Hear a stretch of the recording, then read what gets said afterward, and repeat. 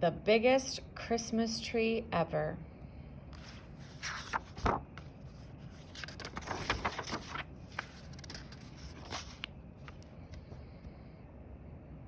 Once there were two mice who fell in love with the same Christmas tree, but you had to see it to believe it.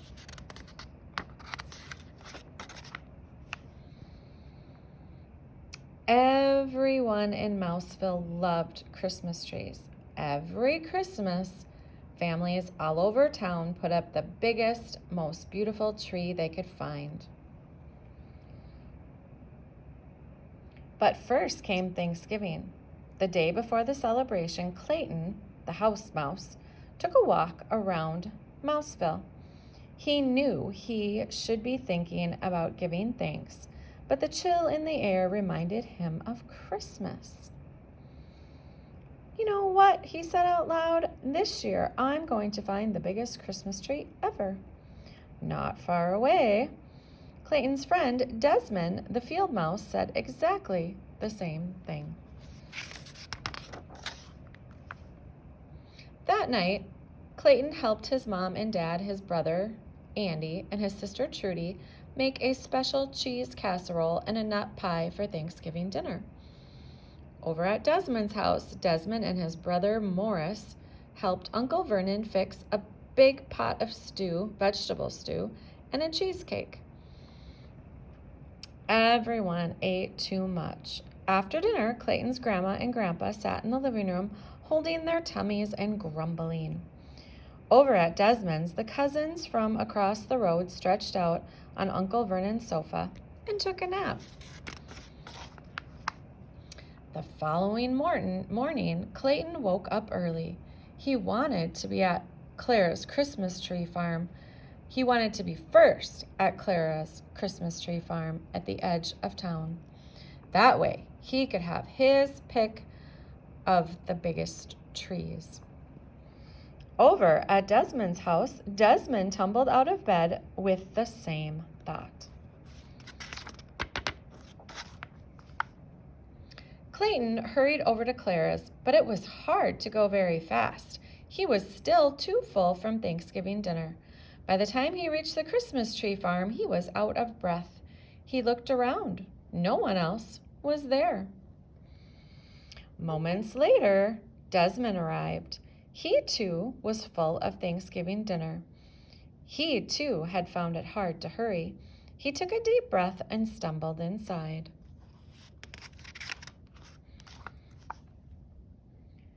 Clayton wobbled down rows of trees. Here was a nice one, but it was much too small. There was another, but it was squat and had a crooked top. Over there was a third, but it was average height and had big gaps between the branches. Struggling down another row, Desmond was having the same problem. Clayton leaned against a tree. It was scrawny and not very tall. "I'll never find the tree I want," he said. "I'd better go home." And not far away, squinting at another tree, Desmond said, "I will never find the tree I want. I'd better go home." When Clayton reached his house, it was only the middle of the morning, but he was still full and he was tired. He fell back into bed. When Desmond reached his house, he went back to bed. He too went back to bed. Clayton woke up for lunch and spoke to his dad. Dad said, "Go out this afternoon. Walk to the far edge of the Christmas tree farm. The biggest trees are there." When Desmond woke up for lunch, Uncle Vernon told him the same thing.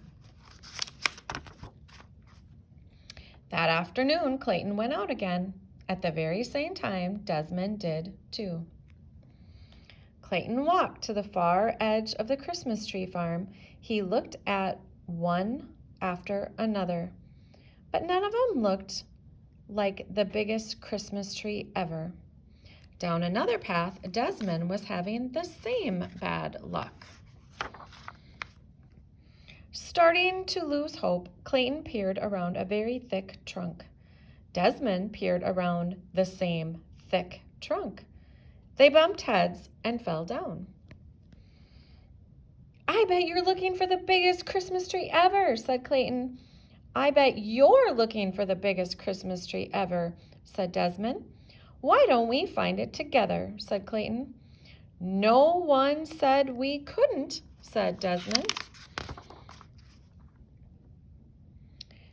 They set out through the rows of trees. They looked and looked until it was almost dark. Just as they were ready to give up, there it was, a Christmas tree so big and so tall it reached the sky.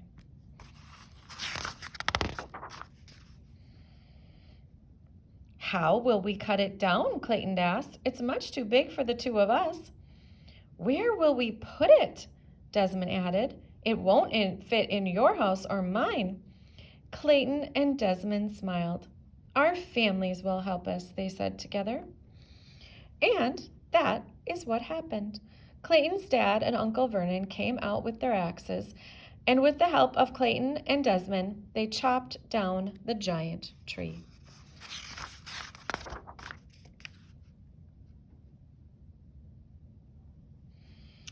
Both families called on friends and relations, and together they loaded the Christmas tree onto 100 red wagons and pulled into Clayton's front yard. There they decorated it with the most wondrous ornaments and colored lights. And on Christmas Eve, with all of Mouseville celebrating around it, the biggest Christmas tree ever lit up the entire hillside. Clayton and Desmond shared a high five. "We did it," said Clayton. "All of us together," said Desmond. And there are other books in this series: The Biggest Pumpkin Ever, The Biggest Snowman Ever, The Biggest Valentine Ever, and The Biggest Easter Basket Ever.